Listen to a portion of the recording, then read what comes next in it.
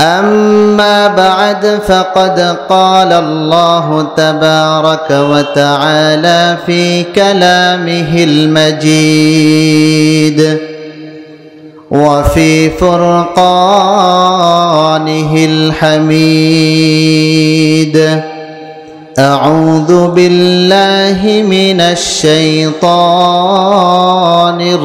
الرجيم بسم الله الرحمن الرحيم الحمد لله رب العالمين الرحمن الرحيم إن الله وملائكته يصلون على النبي يا أيها الذين آمنوا صلوا عليه وسلموا تسليما اللهم صل على محمد وعلى آل محمد كما صليت على إبراهيم وعلى آل إبراهيم إنك حميد مجيد اللهم بارك على محمد وعلى آل محمد كما باركت على إبراهيم وعلى آل إبراهيم إنك حميد مجيد الحمد لله ثم الحمد لله দক্ষিণ সাহেবগঞ্জ যুব সমাজ ও এলাকাবাসীর উদ্যোগে আয়োজিত আজকে এই বিশাল মাহফিলের সম্মানিত সভাপতি, উপস্থিত মুসল্লিয়ানে কেরাম, ওলামায়ে ইজম, তোলাবা আজিজ, পর্দার অন্তরালে আমার সম্মানিতা মা ও বোনেরা, সর্বপ্রথম শুকরিয়া জ্ঞাপন করছি রব্বে কাবার দরবারে, যে মালিক আমাদেরকে এই জান্নাতি বাগানের নিচে সমবেত হওয়ার তৌফিক দান করেছেন। এই জন্য দিলের গহীন থেকে কণ্ঠের সবটুকুন আওয়াজকে ছেড়ে দিয়ে শুকরিয়াতান বলি আলহামদুলিল্লাহ। প্রিয় ভাইরা, আমি একটি সূরা তেলাওয়াত করেছি, সূরাতুল ফাতিহা। এই সূরাটা আমরা কম বেশ সকলে পারি, তবে কে কোথায়, কোন অবস্থায়, কোন ওস্তাদের কাছে এই সূরাটা শিখেছি কেউ জানি না। বাট যখন এই সূরা ফাতিহার মধু মিশ্রিত আওয়াজটা আমাদের কানে বেজে ওঠে, তখন আমাদের কণ্ঠে উচ্চারিত হতে থাকে আলহামদুলিল্লাহি রাব্বিল আলামিন আর রহমানির রহিম মালিকি ইয়াউমিদ্দিন। আমরা অজস্রে পড়তে পারি। প্রিয় হাজরিন, সূরাতুল ফাতিহা এটা এমন একটি সূরা, যেই সূরাটা রব্বে কাবার আরশ মহল্লা থেকে আল্লাহ নবীর কাছে নাজিলকৃত সর্বপ্রথম পূর্ণাঙ্গ একটি সূরা। এর আগে যত সূরা নাজিল হয়েছে, কবি 1 আয়াত, কবি 2 আয়াত, কবি 10 আয়াত, কবি 20 আয়াত, কখনো 1 আয়াত, কখনো 2 আয়াত, কখনো 10 আয়াত, কখনো 20 আয়াত, প্রয়োজন সাপেক্ষে আল্লাহর পক্ষ থেকে রাসূলের কাছে নাজিল করা হতো। প্রিয় হাজিরিন, এই সূরা ফাতিহাকে ফাতিহা বলে নামকরণের কারণ কি? ফাতিহা শব্দের অর্থ হলো ভূমিকা বা প্রারম্ভিকা। গ্রন্থের ভূমিকা বা প্রারম্ভিকা হিসাবে এই সূরাকে নামকরণ করা হয়েছে সূরাতুল ফাতিহা বা ফাতিহাতুল কিতাব। প্রিয় বন্ধুগণ, সূরা ফাতিহার কম বেশ প্রায় 22টি নাম রয়েছে। তাফসীরে রুহুল মানিতে 40টি নামের কথা বলা হয়েছে। কয়েকটি নাম আমি আপনাদের খেদমতে আরজ করছি। সূরা ফাতিহার একটি নাম হলো ফাতিহাতুল কিতাব, গ্রন্থের ভূমিকা বা প্রারম্ভিকা। আরেকটি নাম হলো উম্মুল কিতাব। এখানে শব্দের অর্থ মা নয়, দ্বারা উদ্দেশ্য হলো কেন্দ্রবিন্দু। তৎকালীন সময়ে আরবে যত গ্রাম ছিল সমস্ত গ্রামের কেন্দ্রবিন্দু ছিল মদিনাতুল মুনাওয়ারা। এই জন্য মদিনাকে বলা হয় উম্মুল কুরা। পুরা 30 পারা কোরআনের কেন্দ্রবিন্দু করা হয়েছে সূরাতুল ফাতিহা। এই জন্য সূরা ফাতিহাকে বলা হয় উম্মুল কিতাব। প্রিয় ভাইরা, সূরা ফাতিহার আরেকটি নাম হলো সূরাতুল কানজ, খনির ছুরা। জ্ঞান বিজ্ঞানের যত খনি আছে সমস্ত খনিকে রব্বুল আলামিন এই সূরার মধ্যে পুঞ্জীভূত করে দিয়েছেন। চিৎকার করে বলেন সুবহানাল্লাহ। সূরা ফাতিহার আরেকটি নাম হলো সূরাতুশ শিফা, রোগ মুক্তির সূরা। প্রিয় ভাইরা আমার, একটু লক্ষ্য করে শোনেন, দিনের কান দিয়ে শোনেন। গোটা পৃথিবীর ডাক্তাররা এক টেবিল থেকে সিদ্ধান্ত দিয়েছে এই দুরারোগ্য ব্যক্তি, মমর্ষ ব্যক্তিকে দুনিয়ার সমস্ত ভ্যাকসিন, মেডিসিন, ঔষধ দেওয়া শেষ হয়ে গিয়েছে, তার আর কোনো ট্রিটমেন্ট নাই। মুহাদ্দিসিনে কেরাম বলেন, এমন মমর্ষ ব্যক্তি, দুরারোগ্য ব্যক্তিকে যদি প্রতিদিন ফজরের নামাজের পরে সূরাতুল ফাতিহা 40 বার পাঠ করে পানিতে দম দিয়ে 40 দিন পান করানো হয়, আল্লাহর ফজল ক্রমে বিইজনিল্লাহ ওই ব্যক্তি পরিপূর্ণ সুস্থ হয়ে যাবে। এবার আপনাদের দিল থেকে একটা প্রশ্ন আসে, হুজুর আমরা তো আইম্মায়ে মাসাজিদ, হক্কানি পীর মাশায়েখদের থেকে পানি পড়ে এনে খাই, তারপরেও সুস্থ হই না। একটা চমৎকার উত্তর আল্লাহ রাব্বুল আলামিন সূরা বনী ইসরাঈলের মধ্যে দিয়েছেন। ওয়া নুনাজ্জিলু মিনাল কুরআনি মা হুয়া শিফাউ ওয়া রাহমাতুল লিল মুমিনিন। আল্লাহু আকবার।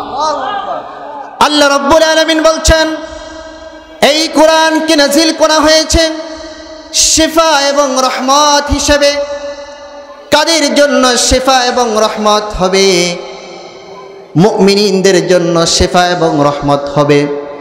যাদের দিলের মধ্যে এই কোরআনের ব্যাপারে একটা আস্থা তৈরি হয়েছে, কোরআনের ব্যাপারে একটা স্বচ্ছ ধারণা তৈরি হয়েছে, কোরআন তাদেরকে শিফা এবং রহমত দিবে। এবার আসেন, আমাদের দিলের মধ্যে কোরআনের ব্যাপারে কতটুকু স্বচ্ছ ধারণা তৈরি হয়েছে। প্রিয় ভাইরা আমার, বাংলাদেশের বড় বড় MBBS ডাক্তাররা এক টেবিলে বসে পরামর্শ নিয়েছে যে এই ব্যক্তির ট্রিটমেন্ট বাংলাদেশে হবে না, তাকে ইন্ডিয়া, লন্ডন, কানাডা, ফ্রান্সে নিয়ে যেতে হবে। এমন দুরারোগ্য মমর্ষ ব্যক্তিকে যদি আমাদের মসজিদের ইমাম সাহেব এক গ্লাস পানি পড়ে যদি বলেন যেটা পান করান, ইনশাল্লাহ সে সুস্থ হয়ে যাবে। দুরারোগ্য ব্যক্তি এবং তার পরিবারের লোকেরা কিছু বলতে না পারলেও দিলের মধ্যে একটা কল্পনা তৈরি হবে। বড় বড় ডাক্তাররা বলল যে তার ট্রিটমেন্ট বাংলাদেশে চলবে না, এই মৌলবীর ফু দেওয়া পানি খেলে সুস্থ হয়ে যাবে। এই কোরআনটা আমাদের কাছে একটু হালকা হয়ে যায়। প্রিয় ভাইয়েরা আমার, আমি বলবো আপনাদেরকে, কোরআনের ব্যাপারে অস্বচ্ছ ধারণা রেখে কোরআন পড়ে ফু দিয়ে নয়, যদি পুরা কোরআনকে আমি আপনি পেঁচিয়ে দোলা মোচড়া করে খেয়ে ফেলি তারপরেও সুস্থ হব না, ঠিক কিনা? প্রিয় ভাইরা আমার, এই সূরাতুল ফাতিহা একটা অভিনন্দন পত্র। অভিনন্দন পত্রে 3টা জিনিস থাকে: প্রশংসা, পরিচয়, দাবি দেওয়া। সূরা ফাতিহার মধ্যে 3টা জিনিস রয়েছে। যেরকমভাবে আমাদের সমাজে যখন দাবি দেওয়া আবেদন করার মতো ব্যক্তি যখন আমাদের কোনো কনফারেন্সে উপস্থিত হয়, তখন সঞ্চালক বা বক্তব্য প্রদানকারী ব্যক্তি বলে থাকেন, প্রিয় নেতা, আমাদের এই অত্র এলাকার মাটি ও মানুষের নেতা, আমাদের হৃদয়ের স্পন্দন জনাব অমুক সাহেব, আপনার কাছে আমাদের করজোড়া আবেদন থাকবে, আমাদের অত্র এলাকায় এই সমস্ত জিনিসগুলা নাই, আপনি বিশেষভাবে খেয়াল রাখবেন। এরকম বলে না? এরকম কখনো বলে না, জনাব অনেক দিন পরে আমাদের এলাকায় এসেছেন, আমাদের এই অত্র এলাকায় এই সমস্ত জিনিসগুলা প্রয়োজন, আমাদের দাবি দেওয়া পূরণ না করে আস্ত পা নিয়ে শহরে ফিরতে পারবেন না, এরকম কেউ বলে? কেউ বলে না। প্রিয় ভাইয়েরা আমার, এই সূরাতুল ফাতিহা রবের ভাষায় শিখানো অভিনন্দন পত্র বান্দা তার রবকে দিচ্ছে। আলহামদুলিল্লাহি রাব্বিল আলামিন, সমস্ত প্রশংসা রব্বুল আলামিনের জন্য, যিনি জগৎ সমূহের মালিক। এখানে রবের যে অর্থ করেছি যথার্থ অর্থ হয় নাই। রবের যে অর্থ আছে এই অর্থ যদি করতে যাই আজকে রাত্র পেরিয়ে যাবে, তারপরও শেষ হবে না। এক লাইনে আপনাদেরকে বলে দিচ্ছি রবের অর্থটা। যখন যাহার যে জিনিস যতটুকুন প্রয়োজন হয় তাহাকে তখন ওই জিনিস ফরিয়াদ করার আগে যিনি পৌঁছে দেন তিনি কে? তিনি হলেন রব। আল্লাহু আকবার। প্রিয় ভাইয়েরা আমার, রব্বুল আলামিন কেমন রব একটা এক্সাম্পল দিলে আপনারা বুঝতে পারবেন। আমাদের দেশে পশু প্রাণী আর ইউরোপ আমেরিকা শীত প্রধান দেশের পশু প্রাণী কিন্তু এক নয়। তার কারণ হলো আমাদের দেশের মধ্যে শীত একটু কম, নাতিশীতোষ্ণ অঞ্চলের মধ্যে পশু প্রাণীর পশম খানিকটা পড়ে যায়। এই কারণে আমাদের দেশের পশু প্রাণীর তেমন কোনো সমস্যা হয় না। প্রিয় ভাইয়েরা আমার, এই সমস্ত বন্য পশু প্রাণী এদের গায়ে কেউ তো লেপ কম্বল খাতা জড়িয়ে দেয় না। আমার আপনার রব রব্বুল আলামিন এমন রব, যেই রব শীত প্রধান দেশের পশু প্রাণীর গায়ে পশম দিয়ে চিরস্থায়ী কম্বল জড়িয়ে দিয়েছেন। আল্লাহু আকবার। अल्लाह अल्लाह क्या मुबारक नाम है, अल्लाह अल्लाह आशिकों का काम है। अल्हम्दुलिमन क़द्दर खैरा व ख़बाला, अल्हम्दुलिमन क़द्दर खैरा व ख़बाला, वश्शुक्रु लिमन सव्वरा हुस्ना व जमाला। আল্লাহ এমন রব, যেই রব গোটা পৃথিবীকে নিপুণভাবে সৃষ্টি করে কোন মাখলুকাতের কি প্রয়োজন সব প্রয়োজন পূরণ করে দেন। আল্লাহু আকবার। প্রিয় ভাইয়েরা আমার, এখন কেমন জানি আরেকটি প্রশ্ন করা হয়, তোমার রবের আর কোনো বৈশিষ্ট্য আছে? যখন এমন অপশন থেকে যায় তোমার রবের কি আর কোনো বৈশিষ্ট্য আছে কিনা, তখন নব্বে করিম সূরা ফাতিহার 2 নম্বর আয়াত পাঠ করে শুনিয়ে দেন। আর রহমানির রহিম, তিনি তো হলেন রব যিনি সকলের প্রতি দয়ালু এবং পরম দয়ালু, অতি দয়ালু। প্রিয় ভাইয়েরা আমার, এই রহমান রহিমের অর্থ এক। রহমান রহিমের অর্থ এক, কিন্তু মাফহুম ভিন্ন। রহমান এর বৈশিষ্ট্য হলো যিনি কাফের, বেঈমান, মুশরিক, মুসলিম সকলকে গণহারে দয়া দিয়ে থাকেন। আর রহিম আখিরাতে জাস্ট শুধু মুমিনিনদের প্রতি দয়া করবে। প্রিয় ভাইয়েরা আমার, আমার আপনার রব রব্বুল আলামিন কেমন রব? রব্বুল আলামিনের একটি দৃষ্টান্ত দিলে আমরা বুঝতে পারবো আল্লাহ রব্বুল আলামিন কেমন রব। দুনিয়ার যে সমস্ত ব্যক্তিরা নেতৃবর্গ ব্যক্তি আছে, দানবীর ব্যক্তি আছে, দুনিয়ার দানবীর এবং নেতৃবর্গ লোকেরা যখন দান করে থাকে তখন নিজের দলের লোক এবং নিজের পরিবার পরিজন আত্মীয় স্বজনদেরকে অগ্রাধিকার দিয়ে থাকে, শত্রুকে কখনো অগ্রাধিকার দেয় না। আল্লাহ রব্বুল আলামিন কেমন রব? যেই সমস্ত বান্দারা আল্লাহর রুবুবিয়াতকে স্বীকার করেছে, আল্লাহর জাত ও সিফাতকে স্বীকার করেছে, আল্লাহ তাদের উপরে দয়া করেন। ঠিক তেমনিভাবে যারা আল্লাহ তাআলার রুবুবিয়াতকে স্বীকার করে নাই, আল্লাহ তাআলার সাথে নাফরমানি করে, ওই সমস্ত নাফরমানদেরকেও আল্লাহ আমার। আবার যখন একটা প্রশ্ন উত্থাপিত হয়, তোমার রবের কি আর কোনো বৈশিষ্ট্য আছে কিনা, তখন আবার সূরা ফাতিহার 3 নম্বর আয়াত পাঠ করে শোনানো হয়, মালিকি ইয়াউমিদ্দিন। রব্বুল আলামিন তো যিনি প্রতিফল দিবসের মালিক।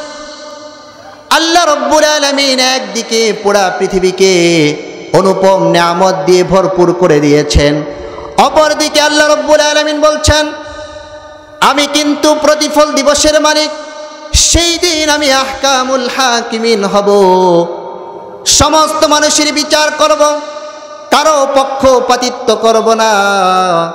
সেই হাসরের ময়দানে আমাকে আপনাকে সকলকে উপস্থিত হতে হবে, ঠিক কিনা? এখানে যে দিন শব্দটা ব্যবহার করা হয়েছে, মালিকিয়াউমিদ্দিন, এই দিন শব্দটা কোরআনে বহু জায়গায় বহু অর্থে ব্যবহৃত হয়েছে, তবে এখানে প্রতিফল দিবস অর্থে ব্যবহার হয়েছে। আল্লাহ রাব্বুল আলামিন সূরা ইনফিতারের মধ্যে বলেন, ওয়ামা আদরাকা মা ইয়াউমুদ্দিন সুম্মা মা আদরাকা মা ইয়াউমুদ্দিন। আল্লাহ রাব্বুল আলামিন বলছেন, কে আপনাকে কিয়ামত দিবস সম্পর্কে জানান দিয়েছে? অতঃপর আবার জিজ্ঞেস করেন, কে আপনাকে কিয়ামত দিবস সম্পর্কে জানান দিয়েছেন? কোনো আওয়াজ আসে না, পুরা পৃথিবীর স্তব্ধ হয়ে আছে। রব্বে কারীম নিজে উত্তর দেন, ইয়াউমা লা তামলিকু নাফসুন লিনাফসিন শাইআ ওয়াল আমরু ইয়াউমাইযিন লিল্লাহ।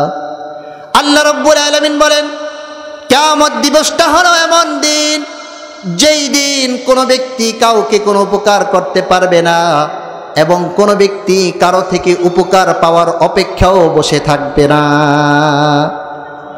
ওয়াল আমরু ইয়াউমাইযিন লিল্লাহ, সেই দিন একচ্ছত্র ক্ষমতার মালিক হবেন তোমার আবার মালিক রব্বুল আলামিন। সেখানে কারো কোনো ক্ষমতা চলবে না, একমাত্র ক্ষমতা চলবে কার? আওয়াজ করে বলেন, কার? আল্লাহ তাআলার ক্ষমতা সেই দিন চলবে, আর কারো চলবে না। আল্লাহ রব্বুল আলামিন সেই দিন পৃথিবীর সেই উষাকাল থেকে শুরু করে কিয়ামত পর্যন্ত যত মানুষ দুনিয়ার বুকে আসবে, সমস্ত মানুষদেরকে ওয়াউরিদু আলা রাব্বিকা সাফফা, সকলকে কাতারবদ্ধ করে দাঁড় করাবেন, সকলকে কাতারবদ্ধ করে দাঁড় করিয়ে লাহা মা কাসাবাত ওয়া আলাইহা মাকতাসাবাত, দুনিয়ার বুকে মানুষ যে কর্ম করেছে, যে আমল নামা করেছে, সব আমল নামাকে প্রত্যেকের হাতে হাতে দিয়ে দেওয়া হবে। প্রত্যেকে আমল নামাকে পড়ে পড়ে হতবিমূঢ় হয়ে যাবে। কারণ রাতের গভীরে গুনাহ করেছি, সেটাও দেখি এখানে আছে। রাতের বেলা নিজম রাত্রে আল্লাহকে ডাক দিয়েছি, সেটাও আছে। প্রিয় ভাইয়েরা আমার, এখন আল্লাহ বলেন, কে তোমরা এত প্রশংসা আমার করছ? এখন বান্দা উত্তর দেয়, ইয়াকা না'বুদু ওয়া ইয়াকা নাস্তাঈন। রব্বুল আলামিন আর কেহ নয়, আর কেহ নয়, আপনার গোলাম, আমরা আপনার প্রশংসা করছি। আল্লাহ বলেন, বান্দা কি চাও, কি চাও? বান্দা এবার বলেন, ইহদিনাস সিরাতাল মুস্তাকিম সিরাতাল সিরাতাল্লাযীনা আন'আমতা আলাইহিম গায়রিল মাগদুবি আলাইহিম ওয়ালাদ-দাল্লিন। আল্লাহু আকবার।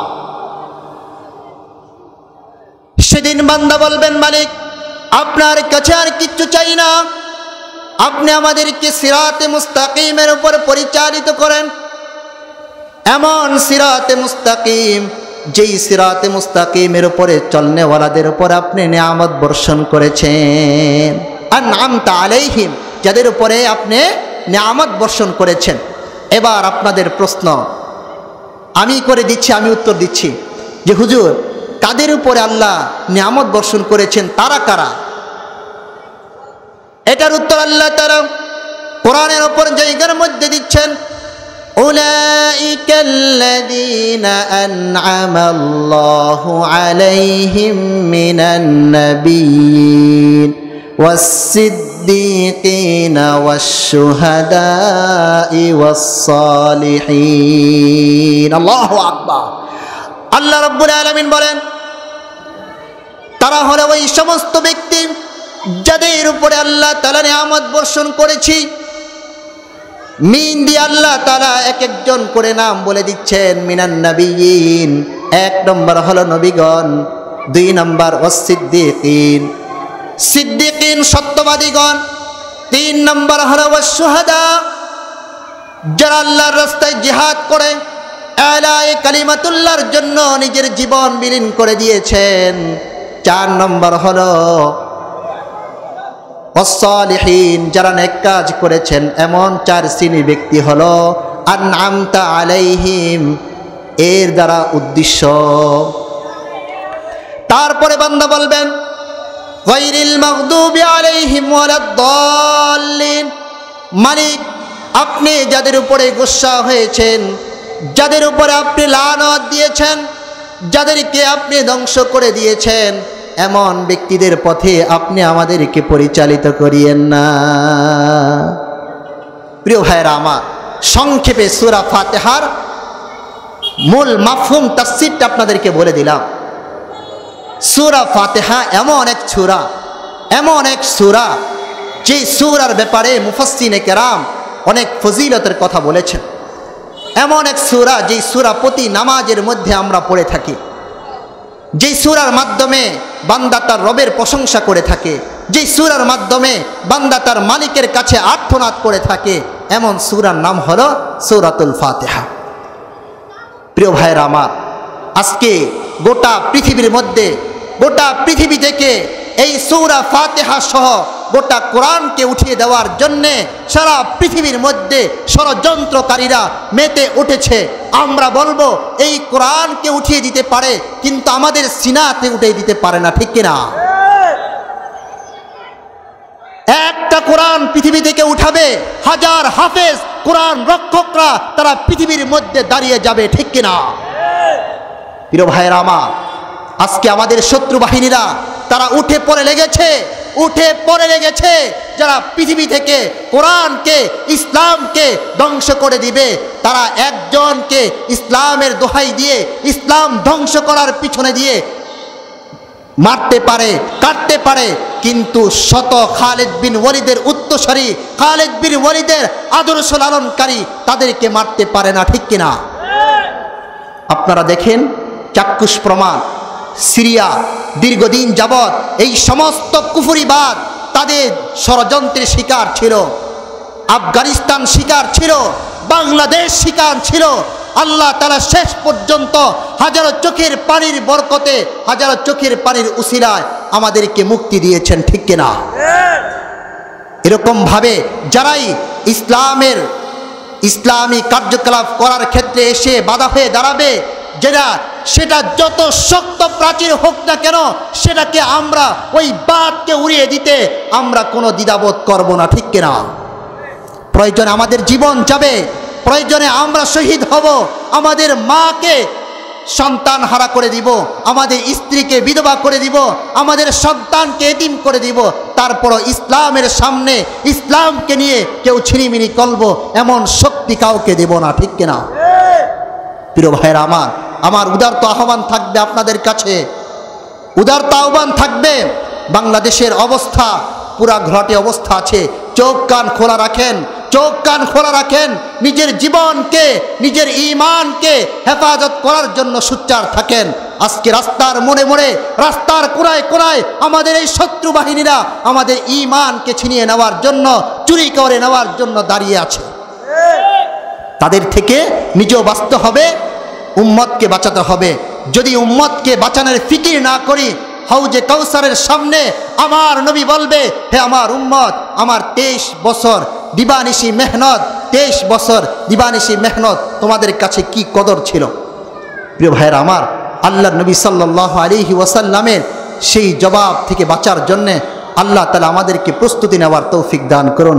ওয়া আখির দাওয়ানা আলহামদুলিল্লাহি রাব্বিল আলামিন। নাসরুম মিনাল্লাহি ওয়া ফাতহুন করিব।